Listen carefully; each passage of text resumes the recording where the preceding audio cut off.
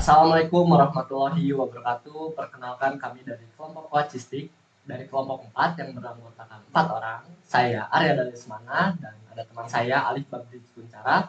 Selanjutnya ada Arya Satya Okta dan yang terakhir ada Lukman Nurhakim. Di sini kami akan menyampaikan progres yang telah kami lakukan pada saat hari ini. Oke, di sini kita membuat sebuah website untuk pembelajaran online tentang game yang bernama Quacistic.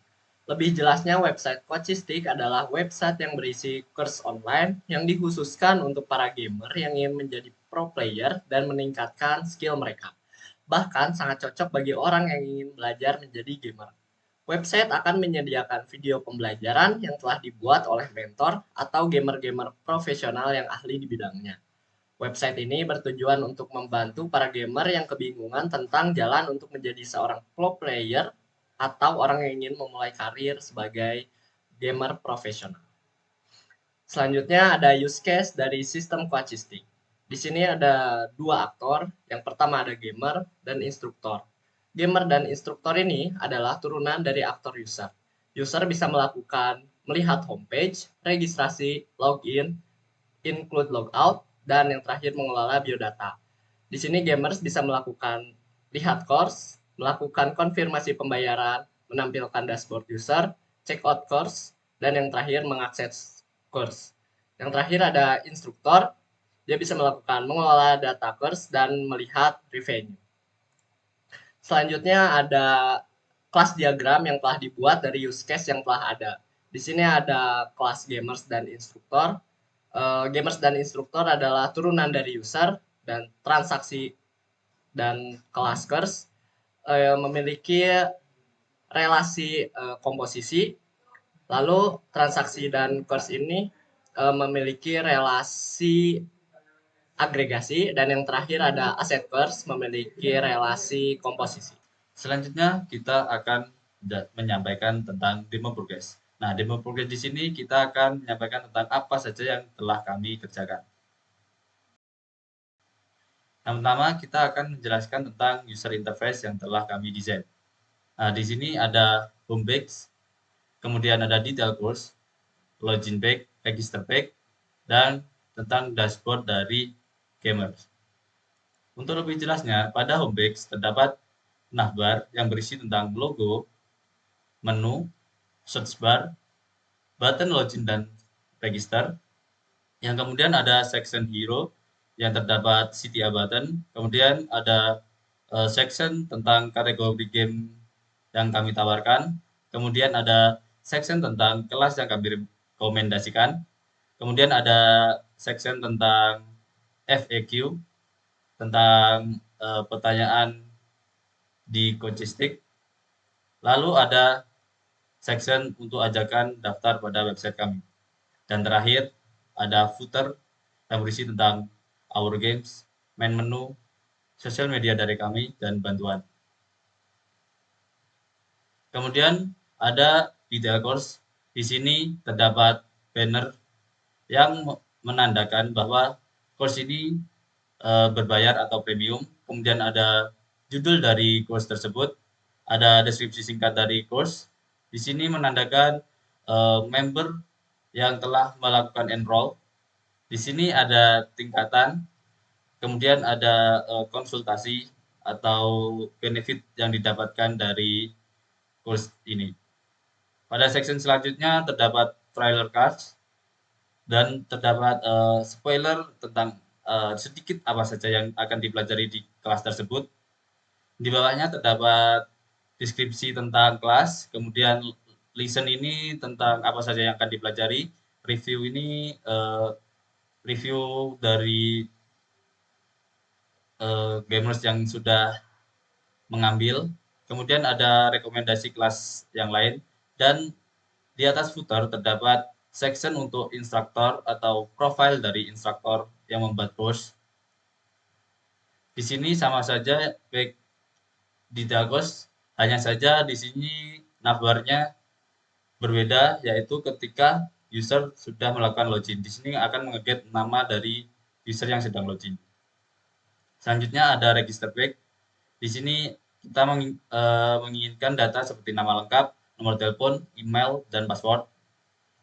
Untuk login page sendiri kita hanya memerlukan email dan password. Lalu di sini terdapat dashboard dari gamers. Ada menu dashboard, kelas saya, transaksi, dan setting. Di dashboard terdapat statistik dari course yang sudah diambil, sedang dikerjakan, ya course yang sudah selesai. Kemudian ada kelas favorit dan di bawahnya terdapat sebuah banner motivasi. Kemudian ada menu kelas saya yang di sini terdapat semua kelas yang sudah diambil atau telah di-enroll dan dapat difilter berdasarkan kategori aktif, freemium atau gratis, premium atau berbayar, dan kelas yang selesai.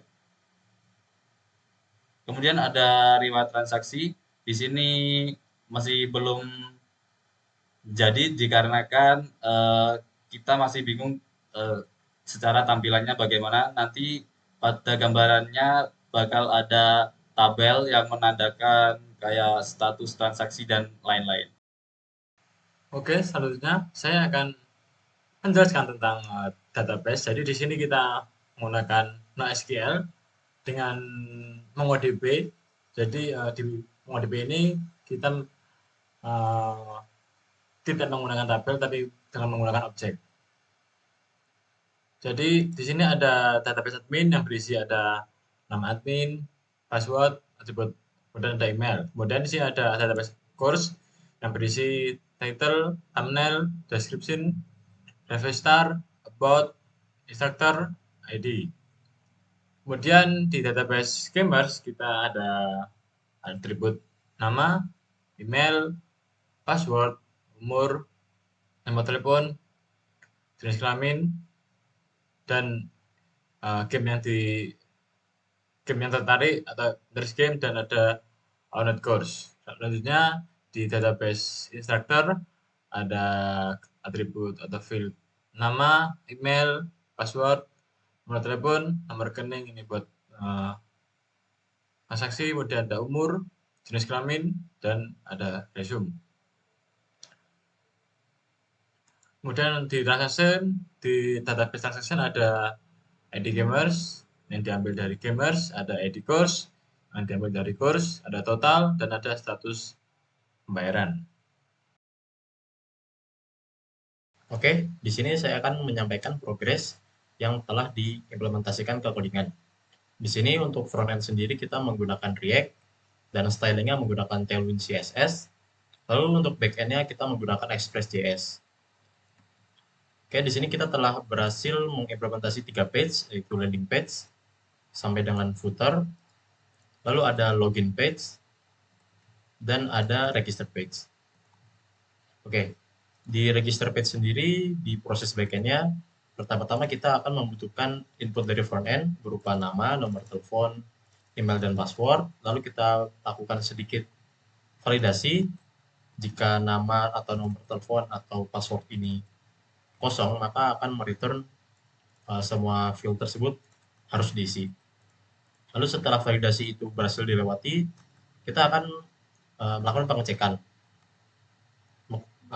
khususnya terhadap email. Jika email itu terdaftar di database, maka registrasi tidak akan bisa dilakukan. Lalu jika email itu belum terdaftar di database, maka langkah selanjutnya kita akan menghash password yang diinputkan oleh user menggunakan bcrypt, lalu kita save ke database. Oke, kita demokan. Kita nama lengkap kita isi Lukman 3 misalkan, nomor teleponnya 012, emailnya gmail.com, lalu passwordnya 13467. Lalu kita klik button daftar. Oke, setelah registrasi berhasil, akan ada muncul notifikasi berhasil registrasi, silakan login, dan user akan dipindahkan page-nya ke login page. Di login page sendiri, prosesnya hampir sama dengan register. Kita membutuhkan input dari front end berupa email dan password, lalu ada validasi sedikit, lalu kita melakukan pengecekan apakah email yang diinputkan oleh user itu ada atau tidak di database. Jika ada, maka kita akan melakukan komparasi atau perbandingan antara password yang diinputkan oleh user dengan password yang ada di database.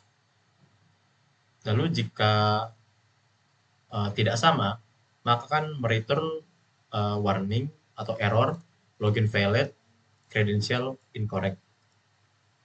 Oke, jika sama, maka si user login.password ini akan di-set undefined bertujuan untuk menghilangkan payload token yang akan dikirimkan dari backend ke frontend.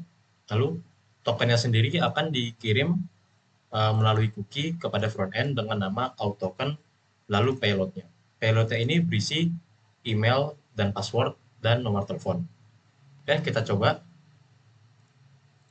Pertama kita lakukan inspeksi dulu agar terlihat request yang dilakukan oleh frontend. Kita ke jaringan. Oke, kita coba sign in. Oke, di sini terlihat bahwa token yang tadi dikirimkan oleh backend benar melalui cookie. Oke, setelah berhasil login, user akan didirect ke homepage atau landing page dan navbarnya akan berubah sesuai dengan informasi user pada saat ini. Sekian demo progres dari kelompok kami. Wassalamualaikum warahmatullahi wabarakatuh.